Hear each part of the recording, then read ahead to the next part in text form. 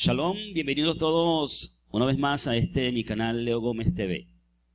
En el día de hoy quiero compartir con ustedes acerca de un tema que está relacionado con lo que ya hemos venido hablando en las ocasiones anteriores.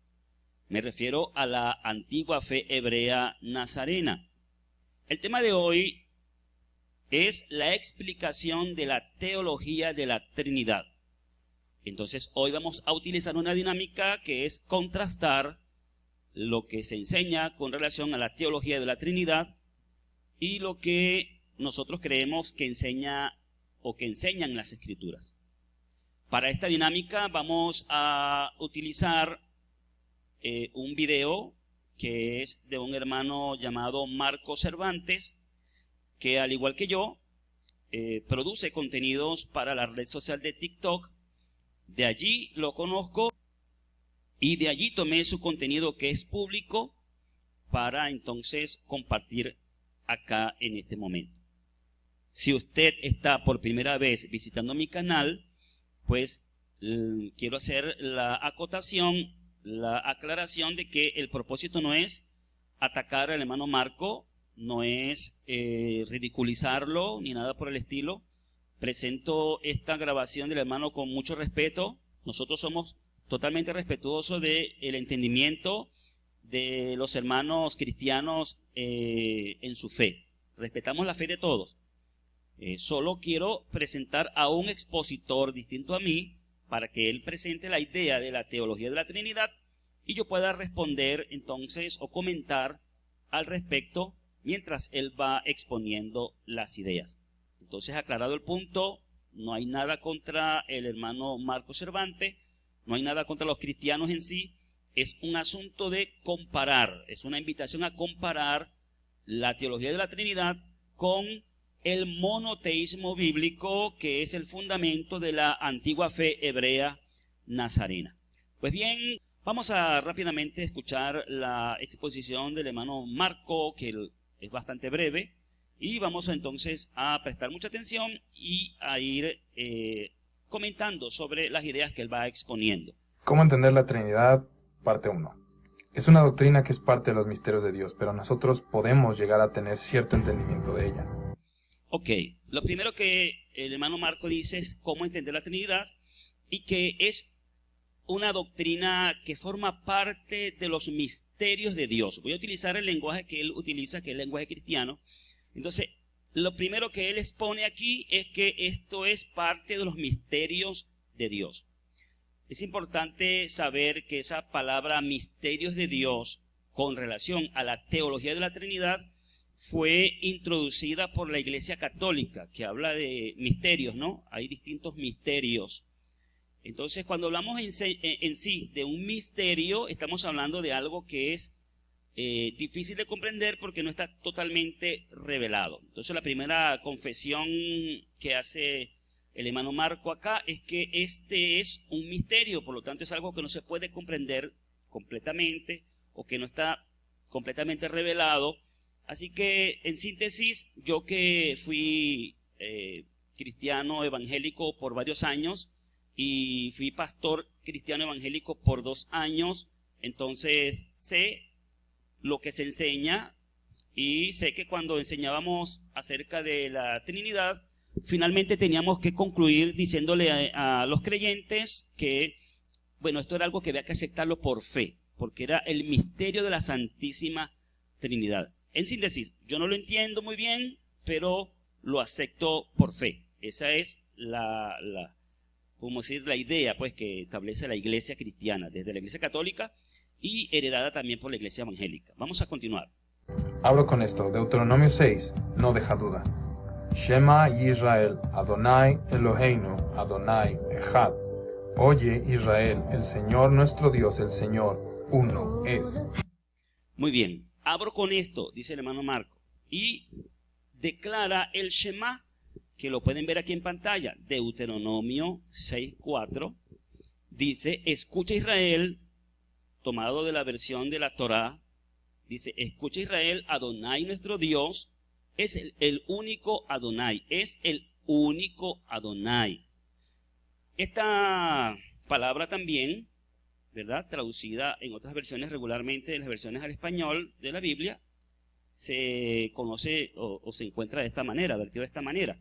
Oye Israel, el Señor nuestro Dios, el Señor uno es. Entonces fíjense que en esta versión, así como en muchas otras, la palabra Señor aparece en mayúsculas porque los editores de las escrituras reconocen, los editores de las versiones de la Biblia reconocen que esto es una sustitución del nombre. Cuando esta palabra Señor va en mayúsculas en estas versiones de la Biblia, lo que significa es que aquí va el nombre propio, el nombre personal, que nosotros sabemos que ese nombre es Yahweh. Entonces, como lo vierte la versión israelita nazarena, lo podemos ver aquí. Dice, escucha Israel, Yahweh es nuestro Elohim, Yahweh solamente. Y es importante el resto del texto que dice, amarás a Yahweh tu Elohim con todo tu corazón, con todo tu ser y con todas esas. Fíjense que dice, amarás a Yahweh, Yahweh es nuestro Elohim. ¿Quién es nuestro Elohim?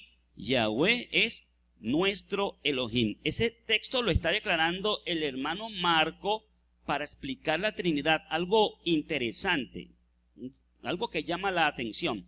Tenemos también otra versión de la Escritura, esta que está aquí, traducción en lenguaje actual. Miren cómo coloca el versículo, esta versión dice, escucha pueblo de Israel, nuestro único Dios es el Dios de Israel. Entonces, el Dios de Israel, según esta versión, es nuestro único Dios. Y aquí resalto la palabra, ¿verdad? La palabra único, único. La palabra único es lo que quiero resaltar aquí. Único, único. Todas las versiones, esa palabra, bien sea Yahweh es uno, o Yahweh es único, o Yahweh solamente, son los sentidos que tiene la palabra hebrea, que es la palabra Ehad. Como bien la citó al principio el hermano Marcos, Shema Israel, Yahweh Elohenu, Yahweh Ehad. Vamos a ver qué continúa diciendo el hermano Marcos. Entonces fíjense, él comienza diciendo, para hablar de la Trinidad, que Yahweh es uno. Es como un contrasentido. Vamos a ver su explicación. Entonces la Trinidad, ¿cómo? Pues primero que nada quiero dejar súper claro que la doctrina de la Trinidad se puede defender desde la Tanaj hasta el Nuevo Testamento, así que ahí no hay duda. Bueno, entonces él dice, bueno, y entonces si está tan claro el texto que dice que Yahweh es uno o que Dios es uno, entonces, y la Trinidad, y luego él afirma, bueno, la Trinidad se puede, quiero dejar claro que la Trinidad se puede defender desde el Tanaj. Importante que él conoce el término Tanaj, que no es un término de los cristianos, es un término del judaísmo. El Tanaj es un acrónimo o un acróstico que significa Torah, Nevim, Ketuvim, que son los escritos, las escrituras hebreas, llamado por los cristianos el Antiguo Testamento. Entonces, él dice que desde el Antiguo Testamento, desde el Tanaj, se puede defender en todas las escrituras la doctrina de la Trinidad. Esto no es verdad, con todo respeto al hermano Marcos, pero es una opinión de él, es la opinión de la posición tradicional de este tema, pero no es verdad. En las escrituras hebreas no existe la doctrina de la Trinidad. Vamos a ver qué más sigue diciendo. Entonces, ¿cómo la entiendo? Pues C.S. Lewis lo puso de esta forma. Son tres quién en un solo qué. La Trinidad bíblica se define como un solo Dios en tres personas, no manifestaciones. En otras palabras, tres personas en un solo ser. Fíjense lo que él acaba de decir. La primera cosa que debo hacer ver es que él dice, entonces, ¿cómo entiendo? Esto que al principio dijo que es un misterio, que es difícil de entender, entonces, ¿cómo lo entiendo? Bueno, para él explicarlo, se basa en la interpretación de una persona que es de apellido Lewis. Entonces, esta persona, me imagino que es un teólogo, dice esta explicación de que son tres personas en el ser.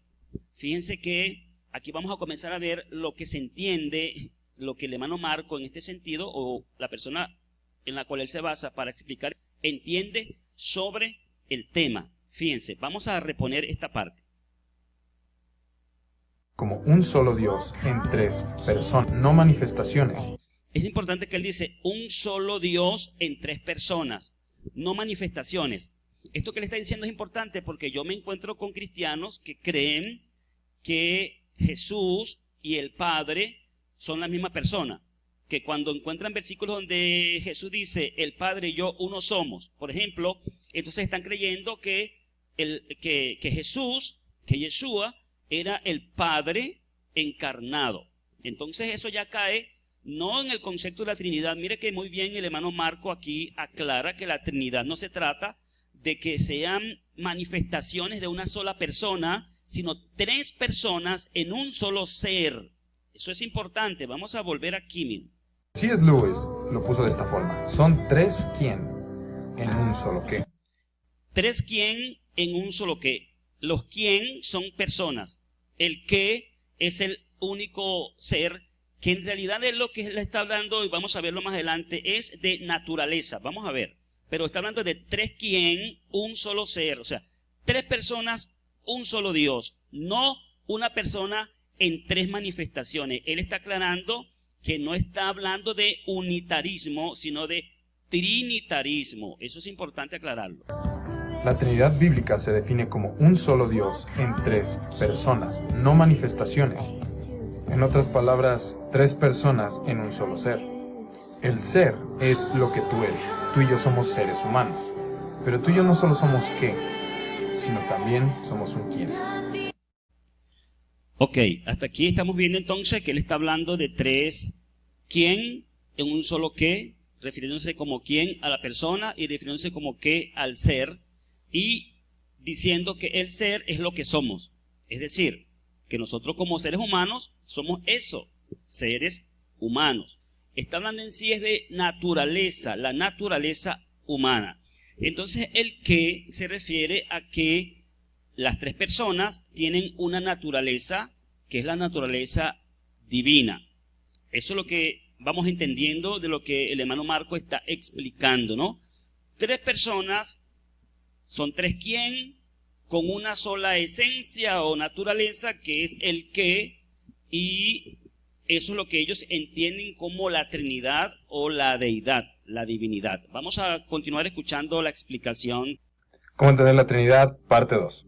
Entonces, tú y yo somos un solo ser, una sola persona. Yo soy un ser humano y me llamo Marco. Tú eres un ser humano y te llamas Pedro. En el caso de la Trinidad es un solo ser divino, Dios, quien se conforma de Dios Padre, Dios Hijo y Dios Espíritu Santo. Un solo ser, tres personas. Ok, está diciendo que en el caso de la Trinidad son tres personas divinas en un solo ser. Tres personas divinas en un solo ser. Hasta allí es comprensible, y yo no sé si el hermano Marco o quienes exponen esta idea están claros en esto, pero estamos de acuerdo en que las personas que menciona, aunque no estamos de acuerdo de que sean tres personas, pero no vamos a entrar en ese detalle, pero estamos de acuerdo que en este caso el Padre y el Hijo tienen la misma naturaleza. Eso es verdad. Tienen la misma naturaleza. No son humanos, ellos son divinos. Tanto el Padre como el Hijo son divinos. En esto no estamos de acuerdo con los que dicen que Jesús o Yeshua es simplemente humano. Nosotros creemos que Él tiene un origen divino, que luego se encarnó y luego de su resurrección, entonces volvió al lugar donde estaba antes y ahora es un humano glorificado, un ser humano único, distinto a todos los seres humanos. Entonces, en ese sentido estamos claros, sí, estamos de acuerdo, sí, son dos personas, en este caso el Padre y el Hijo, que comparten la misma naturaleza. Pero eso significa que el Hijo es Dios como el Padre en el sentido de la misma autoridad y en el sentido de recibir la misma adoración que el Padre. Vamos a ver qué nos dice el hermano Marco. Entonces el qué no se conflictúa con el quién. Por ende, la Trinidad es algo lógico y coherente. También es bíblica. Él dice que el qué no se conflictúa con el quién y por lo tanto esto es algo lógico y además es bíblico. Bueno, el tema de la Trinidad no es nada lógico. Con todo respeto a la opinión del hermano Marco, pero el tema de la Trinidad no tiene lógica, porque 1 más 1 más 1 son 3 y no pueden ser 1. Porque estamos hablando de personas. Una persona más otra persona son 3 personas. No pueden ser luego un solo Dios. Entonces la palabra Dios no está hablando de persona. Está hablando, como le explica el hermano Marco, de naturaleza, de ser. Estamos hablando entonces de Padre e Hijo con la misma naturaleza. Y al parecer muchos desconocen que todos los seres celestiales son divinos. No solamente lo que llaman la Trinidad serían divinos, sino todos los seres celestiales, los mensajeros celestiales. En el cielo hay distintas categorías de seres espirituales y todos tienen la naturaleza divina. Pero eso no significa que todos son dignos de adoración o que todos son iguales al Padre, a Yahweh. Así que el Hijo, que se incluye dentro de todos los seres celestiales, no es igual al Padre. Vamos entonces a continuar escuchando. Porque aunque comparten la misma naturaleza divina, son Dios, los roles son diferentes. Ninguno es más Dios que el otro, eso ya lo dejamos claro por el qué. Ok, fíjense esto. ¿Por qué Yeshua, Jesús, le oraba al Padre? Él dice, porque es que tienen distinto rol, porque ellos son divinos, ninguno es más divino que el otro. Aquí explicó con más claridad que se trata de naturaleza divina. Entonces el problema es que están entendiendo mal el concepto de la naturaleza divina. El hecho de que Yahweh es divino, porque es el creador de todo lo divino y de todo lo humano. Él es único, el único ser supremo, y el Hijo es divino, pero no es igual al Padre. Entonces él aquí explica que eso es así, pero es porque cumplen distinto rol, que son totalmente divinos en igualdad. O sea, él habla de que son 3 personas igualmente divinas, que ninguno es más divino que otro, pero que juegan distintos roles. Pero el Padre sí es mayor al Hijo, en términos de rol. Pero el Padre sí es mayor al Hijo, en términos de rol. Bueno, eso es exactamente lo que nosotros decimos. Son divinos, pero el Padre es mayor al Hijo en términos de rol. ¿Por qué? Porque el rol del Padre es del Ser Supremo, el único, y el rol del Hijo es del Hijo, es de Él, que fue enviado por el Padre para darle a conocer y para dar a conocer la verdad. 2 roles distintos. Uno es un rol para recibir adoración, honra como único Ser Supremo. Otro para ser reconocido como el Hijo de ese Ser Supremo, que le vino a dar a conocer, que vino a ser la imagen visible del invisible, el único invisible, y a dar a conocer su verdad. A ver qué más nos dice el hermano Marco. Es como tú y el presidente de tu nación. Él no es más humano que tú, pero tiene un mayor rol que tú. Por eso Jesús envía al Espíritu, pero Jesús se sujeta al Padre. Y así es como se explica la Trinidad. Y así es como se explica la Trinidad. O sea, él pone un ejemplo para concluir. Es como el presidente de nuestra nación y cada uno de nosotros. Todos somos, o sea, nosotros somos igual de humanos que el presidente de la República, pero él tiene el rol de más autoridad. Y bueno, de alguna manera eso es correcto. O sea, todos los seres espirituales que están en el cielo son divinos todos, pero el único que tiene autoridad, que en este caso aplica al ejemplo que él pone del presidente, en una nación todos son humanos, todos los ciudadanos de la nación son humanos, pero solo uno es el presidente. Solo uno, no hay 2 presidentes en cargo, o no hay 2 presidentes a cargo. Entonces, lo mismo sucede en el reino celestial. Todos los seres celestiales son divinos, pero solo uno es el Ser Supremo. Todos los demás, ¿verdad?, están subordinados a ese Ser Supremo, a esa autoridad, o a lo que llama el hermano Marco rol. Muy bien, entonces aquí queda ya para finalizar algo pendiente, y es que el hermano Marco nos habló de la Trinidad y nos habló al final de Padre y de Hijo, pero quedó pendiente por ahí esa llamada persona de la Trinidad o tercera persona de la Trinidad, que sería el Espíritu Santo. Fíjense que nos habló del rol de Padre y de Hijo, pero ¿y el Espíritu Santo cuál es el rol? El Espíritu Santo, ¿qué rol tiene? Igual al Padre, menor al Padre, igual al Hijo, menor al Hijo.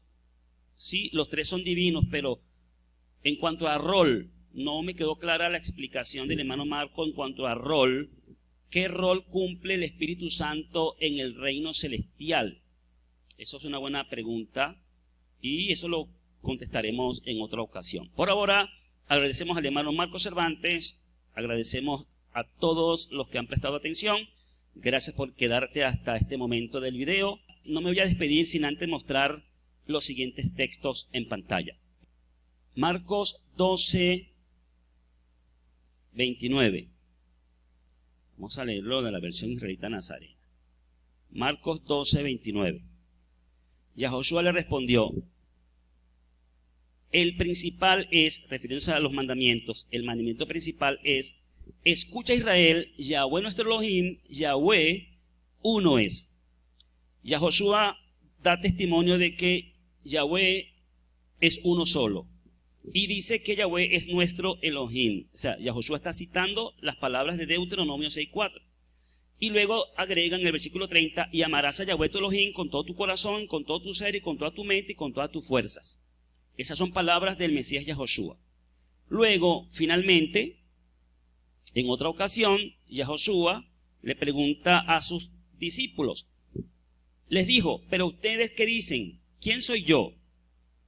¿Será la segunda persona de la Trinidad? ¿Ustedes qué dicen? ¿Quién soy yo? Y respondió Simón Kefá, que es Pedro, y dijo: tú eres el Mashiach, o el Mesías, o el ungido, el Hijo del Elohim vivo. O sea, aquí nos habla de una persona que es el Elohim vivo, es el que en Deuteronomio 6:4 dice que es el Elohim verdadero, que es Yahweh y que es uno solo. Y aquí nos habla de la otra persona, el Mashiach, el Hijo, el Mashiach, el Hijo. Ese es el rol y esa es la persona del Mashiach. No es la segunda persona de la Trinidad, es el Hijo, el segundo al mando en el reino celestial, y es la enseñanza apostólica. ¿Y qué le respondió Yeshua a Pedro? ¿Te equivocas, Pedro? ¿Yo soy Dios también igual que el Padre? No. Entonces Yahoshua respondió y le dijo: feliz eres, Simón, hijo de Johanán, porque esto no te lo reveló carne ni sangre, sino mi Padre que está en el cielo. Entonces, para cerrar, estimados hermanos y amigos, los que creen que Yahoshua, Yeshua, Jesús, es el Mesías, que es el Hijo de Yahweh, o el Hijo del único Elohim viviente, el único Elohim vivo y verdadero, los que creen esto no lo han recibido por parte de hombre, sino del Padre que está en el cielo. Ese es el testimonio que da la Escritura en las palabras del Mesías Yahoshua. Pues hasta aquí, suficiente por el día de hoy. Muchas gracias a todos. La invitación es para la próxima oportunidad. Paz y bendiciones.